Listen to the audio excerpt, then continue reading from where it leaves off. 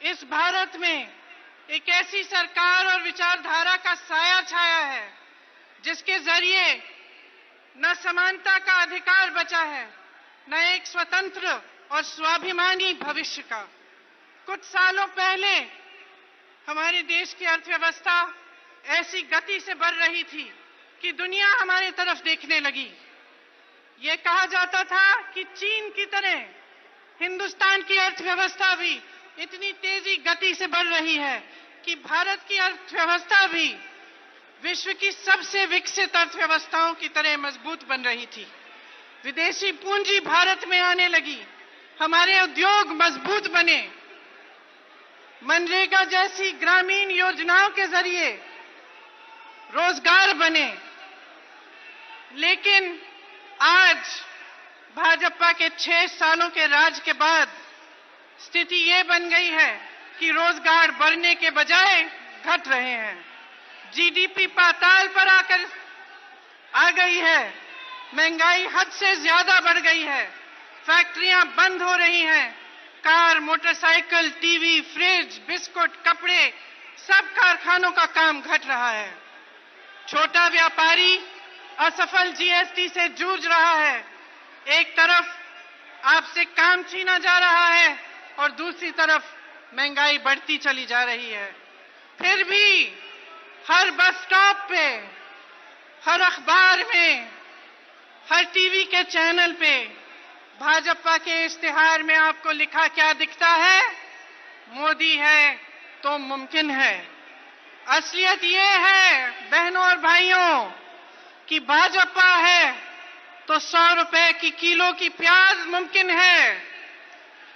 भाजपा है तो 45 साल में सबसे ज्यादा बेरोजगारी मुमकिन है।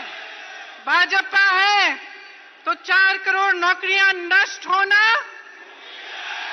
भाजपा है तो 15,000 किसानों की आत्महत्या।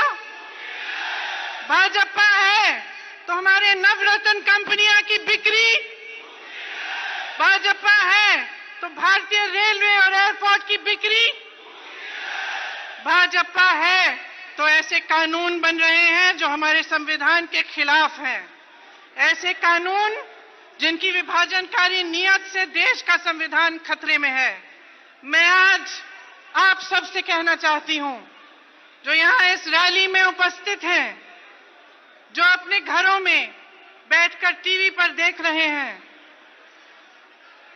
कश्मीर से लेकर अरुणाचल प्रदेश तक, उत्तर प्रदेश से लेकर तमिलनाडु तक, जहां तक मेरी आवाज पहुंच सकती है, देश के कोने कोने में बसे अपने देश के एक एक नागरिक से मैं कहना चाहती हूं, अपनी आवाज उठाइए। ये देश आपको प्यारा है तो आप सब देश की आवाज बनो।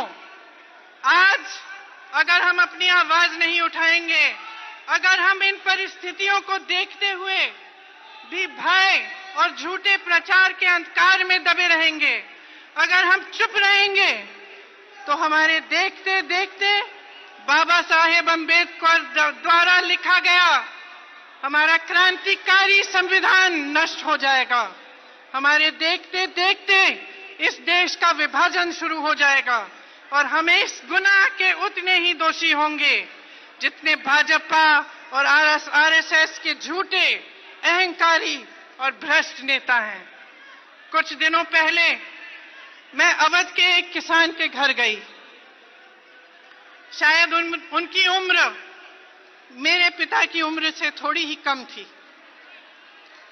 अपने जीवन काल में उन्होंने संघर्ष ही संघर्ष देखा।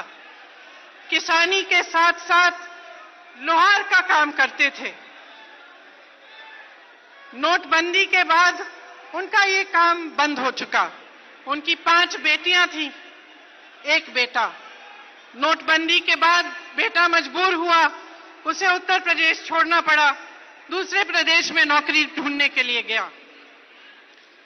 इन्हीं परिस्थितियों में इस किसान ने अपनी 3 बेटियों का विवाह कराया। अब उसके घर में 2 बेटियां और उसकी बहू 2 पोतियां रहती थी। तभी उसकी एक बेटी का बलात्कार हुआ। अपराधी प्रधान का बेटा था। पुलिस ने रिपोर्ट दर्ज करने से मना कर दिया। यह लड़की हिम्मत नहीं हारी। हर रोज बगैर अपने पिता की मदद लेते ट्रेन में बैठकर अगले जिले में अपनी लड़ाई लड़ने के लिए कचहरी जाती।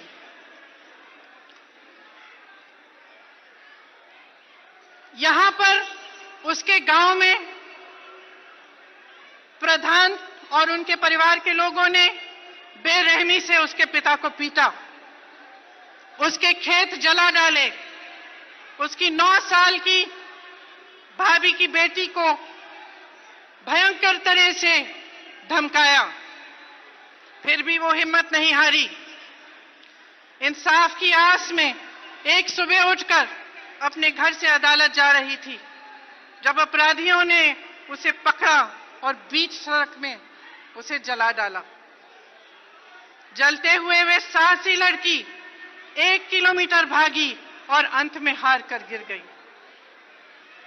उनके घर में बैठे हुए मैं उस लड़की की भाभी से ये दास्तां सुन रही थी, जब उसके पिता ने अपने चेहरे को अपने हाथों में छुपाकर उसके पिता रोने लगे।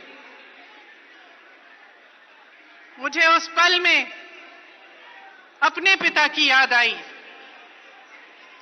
उस पिता के अपनी बेटी के प्रेम को देखते हुए मुझे अपने पिता की याद आई, जिनके छलनी शरीर को मैंने 19 साल की उम्र में मैं घर लाई। मेरे आंखों में भी आंसू आए। मेरे पिता का खून इस धरती की मिट्टी में मिला हुआ है और उस किसान की बेटी का खून भी इसी देश की धरती को सींच रहा है। इस देश में जो अत्याचार हो रहा है उसे रोकने का हम सब का कर्तव्य है। यह देश हमारा है, इसे विनाश से बचाना हमारा नैतिक कर्तव्य है। जब हम उस किसान के घर से निकल रहे थे तो उसकी पोती चारपाई पर खड़ी थी। एक 9 साल की बच्ची है। मैंने उससे पूछा, बड़ी होकर तुम क्या बनोगी? उसने जवाब नहीं दिया। मेरे मन में यह बात आई कि इतनी भयंकर घटनाओं की वजह से शायद इस बच्ची के सपने खो चुके हैं, लेकिन दिल नहीं माना। मैंने दोबारा पूछा, बड़ी होकर तुम क्या बनोगी? इस बार वे आस्ते से बोली, जो वकील से भी बड़ा होता है मैं वो बनूंगी, मैं जज बनूंगी। न्याय हर इंसान का अधिकार है, हर इंसान की आकांक्षा है। न्याय की लड़ाई लड़ने से बड़ी कोई भी देशभक्ति नहीं है। आज जिस दौर से हमारा देश गुजर रहा है, चारों तरफ अन्याय है। महिलाओं के साथ अत्याचार होते हैं तो अपराधियों की रक्षा होती है। गरीबों पर मुसीबतें लादी जाती हैं और बड़े बड़े उद्योगपतियों के कर्ज माफ किए जाते हैं। ऐसे कानून बनाए जाते हैं जिससे लाखों नागरिक बंदी की तरह रखे जाते हैं। आज अन्याय के खिलाफ जो नहीं लड़ेगा वे इतिहास में कायर कहलाएगा। इस देश को बचाना है तो बहनों और भाइयों मन बना लो। इस देश की मिट्टी प्यारी है तो साहस बांधो। भारत देश की रखवाली करना, इसमें स्वतंत्रता, समानता और स्वाभिमान का एक हक बरकरार रखना इस देश के प्रति हम सब की जिम्मेदारी है।